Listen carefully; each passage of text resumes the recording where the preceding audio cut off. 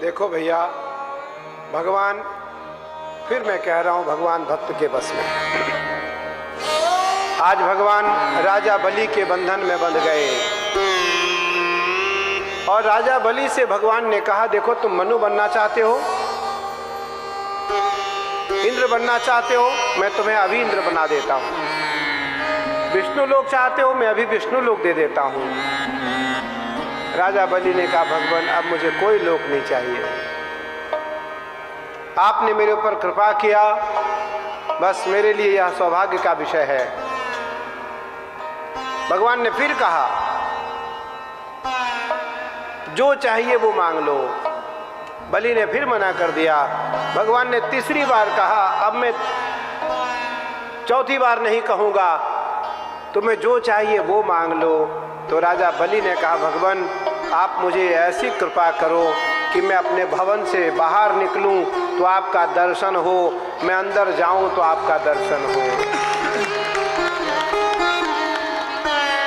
भगवान ने कहा, रे राजा बलि, मैं तो तुम्हें मूर्ख समझता था, तुम तो बहुत विद्वान निकले, मुझे द्वारपाल बनाना चाहते हो।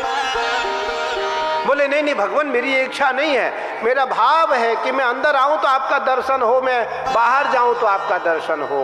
भगवान द्वारपाल बन गए, पाताल लोक का राजा राजा बलि को बना दिया भगवान ने। बहुत सदियों बाद लक्ष्मी को अकेला सा महसूस हुआ तो माई को लगा कि अब क्या करें, तो राजा बलि को भाई बनाने के लिए चल पड़ी और कोई उपाय नहीं था।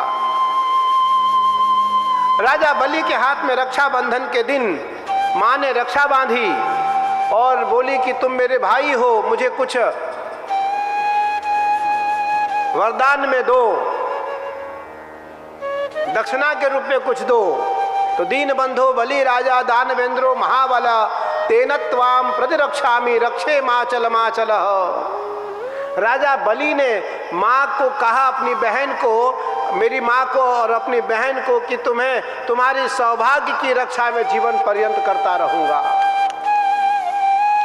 माई मन में सोची, मेरा सौभाग्य तो यहाँ है, रक्षा कैसे होगी?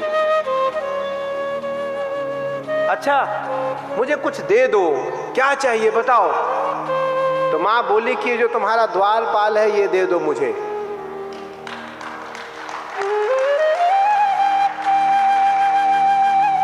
बोलिए वामन भगवान की जय।